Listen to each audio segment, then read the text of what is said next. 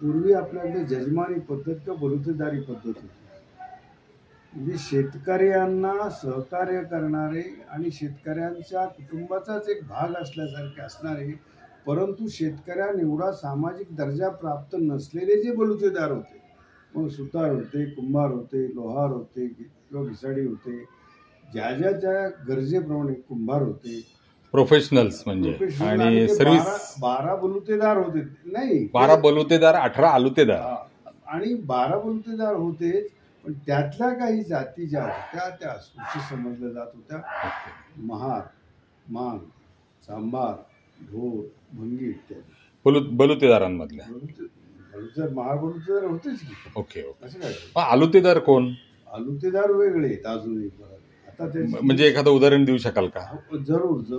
याच्यामध्ये न मोडणारे, परंतु शेतकऱ्याला भाट होते उदाहरणार्थ, तेही भाट यायचे, पिंडी न्यायला यायचे, खळ्यावर यायचे.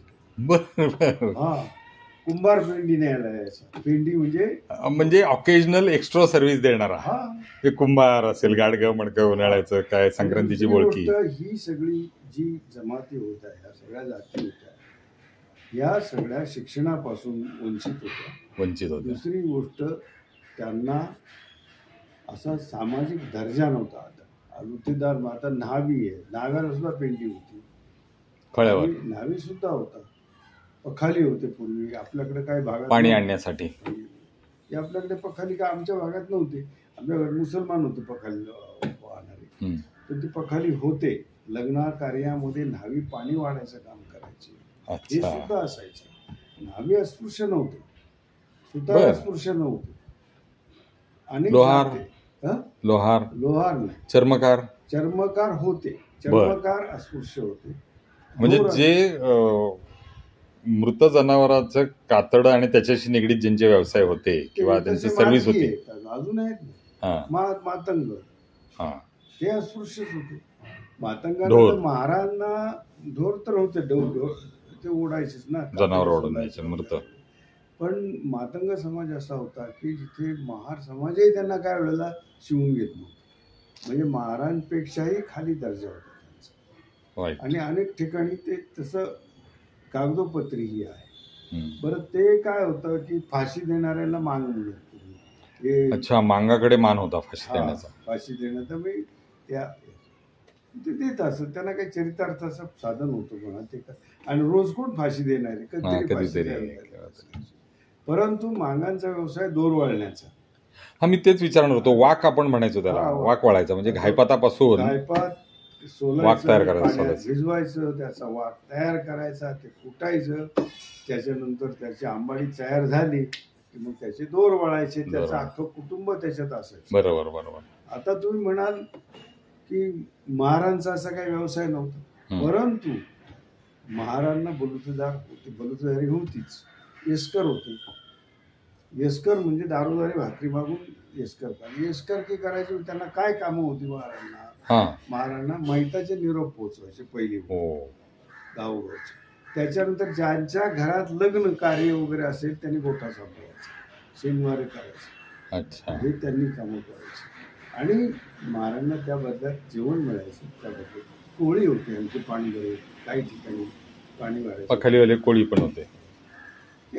एवढ्या जाती होत्या. आता त्या लिस्ट केल्या माझ्याकडे. आपण म्हणजे बहुजनची तुम्ही व्याख्या सांगत होता, तर ती बहुजनांची व्याख्या हीच: शेतकरी, कष्टकरी, कष्टकऱ्यांमध्ये आलुतेदार, बलुतेदार, आणि त्या शेतकऱ्यांवर, पेझंट्सवर अवलंबून असलेले जेवढे लोक आहेत आणि त्यांना उपयुक्त असलेले जेवढे लोक आहेत, तेवढा बहुजन समाज आहे. आणि त्यांनाही शिक्षणाचा अधिकार नव्हताच ना. आणि त्यातले काही लोक हे अस्पृश्य. बरोबर, ते तुम्ही 4 जाती सांगितल्या. हे 4 महार, मांग, सांबार, ढोर, मादगी, तराळ वगैरे पुष्कळ आहेत. असे हे सगळे मिळून बहुजन.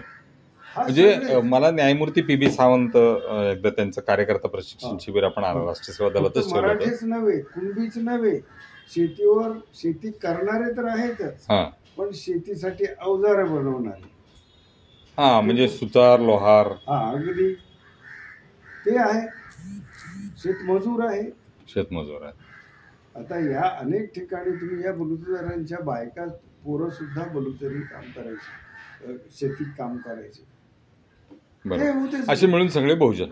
तर मला न्यायमूर्ती पी.बी. सावंतांनी एकदा सोपी व्याख्या सांगितली ती मी तिथं बोललो की बहुसंख्येने असलेले ते बहुजन ह्या समाजामध्ये. बहुसंख्येने असलेले जरी बहुजन तुम्ही म्हणाल तर मग तिकडे उत्तर भारतात ब्राह्मण जास्त बहुसंख्येने, काय बोलता, मुसलमान बहुसंख्येने. हो, उत्तर भारतात ब्राह्मणांचं काही जिल्ह्यांमध्ये काही भागामध्ये वर्चस्व आहे. हो, त्यांना बहुजन तुम्ही म्हणणार का? नाही म्हणणार. बरोबर आहे तुमचं. त्याचप्रमाणे मुसलमान आहेत तिथे, गाव तालुक्यात मतदारसंघ पूर्व बिहार सगळ्यात मुसलमान होते, म्हणून तुम्ही त्याला बहुजन म्हणणार नाही.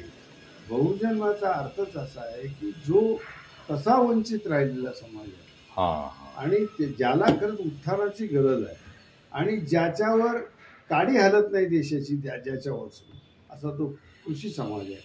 कृषक. Correct, perfect. कृषी समाज आहे, त्याच्यामध्ये कुणबी आहे, त्याच्यामध्ये आदिवासी पण शेतकरी आहेत ना. बरोबर. महारांना सुद्धा वतन जमिनी होत्या ना. हो, महार वतन जमीन. मग ते शेतकरी होतेच. हो. आणि कृषी वल जे होतं, ज्याला म्हणतो आपण गावगाड्यामध्ये, तेव्हा त्या सगळ्या गावगाड्यामध्ये फक्त शेतकरीच नव्हता, शेतकरी केंद्रबिंदू होता त्याचा, त्या व्यवस्थेचा, त्या गावगाड्याचा केंद्रबिंदू. आणि शेतीवर अवलंबून फक्त शेतकरी नव्हता, तर त्याला सहाय्य करणारे जेवढे बलुतेदार होते, अच्छा, कुंभार असतील, हो, चांभार असतील, ढोर असतील, पंगे असतील, मादगी असतील, प्रत्येकाचं काम ठरलेलं होतं. जसं मी मागे सांगितलं ना की नगर जिल्ह्यात घरमार नावाचा एक प्रकार आहे. म्हणजे समजा शेतकऱ्यांची 50 कुटुंब आहेत, 50 कुटुंबांमध्ये समजा 10 महार जर असतील तर 5-5 घरं ती समजा त्याची वाटून त्याला त्याच्या घरी काम करायचं, मग त्याचे निरोप द्यायचे, सरपण फोडायचा हा एक महत्वाचा उद्योग होता. हो, लाकडं फोडायची, सरपण फोडायची. मग परीट हा सुद्धा त्या अगदी तो परीट आलुतेदार मध्ये आला का बलुतेदार मध्ये आला? परीट सुद्धा सोनार नाही. सोनार हे उच्च समजले जायचे. सोनारांच्या गळ्यात जाणवं होतं. इवन जे पंचाल सुतार होते त्यांच्या गळ्यात जाणवं होतं. आणि असंही लिहिलेलं आहे पूर्वी की 12 बलुतेदारांचा पाटील हा सुतार. असंही होतं. सुतार अस्पृश्य तर नव्हतेच, त्यांना त्या उच्च दर्जा त्यामधला विद्याभ्यासाचा, शाळा शिकण्याचा अधिकार कुणब्यांसहित शेतकऱ्यांना कुणाला सुद्धा नव्हता. त्याच्यामुळे ते जे मागासलेपण होतं ते दूर व्हायला शतकं उलटावी लागली. आणि त्यातही परत बाबासाहेबांसारखा एखादा माणूस जेव्हा निर्माण झाला देशामध्ये आणि त्याला हे कळून चुकलं की अरे हे काय, आमच्या जीवावर सगळं डोलारा यांचा उभा आहे आणि आम्ही मात्र गावपुसाच्या बाहेर बसते आमची, आणि यावर आम्हाला काय मिळणार खायला शिवाय, तुमचं जे उरलं सुरलं ते. आणि उलट याच्यामध्ये पण त्याचं उदात्तीकरण केवढं केलं गेलं. आता चोखामेळ्याचे अभंग, चोखामेळ्याच्या अभंगामध्ये चोखा म्हणे आणली पाटी तेव्हा तुमच्या उष्ट्यासाठी, म्हणजे उरलं सुरलं त्यांना कदान्न खावं लागत असेल, मेलेल्या जनावरांचं मांस खावं लागत असेल, मेली जनावरं ओढावी लागत असतील, ती सोलावी लागत असतील, ढोराच्या घरी पोचवावी लागत असतील, त्या बदल्यात काय? उपेक्षा आणि वंचित जीवन. उपेक्षित जीवन म्हणजे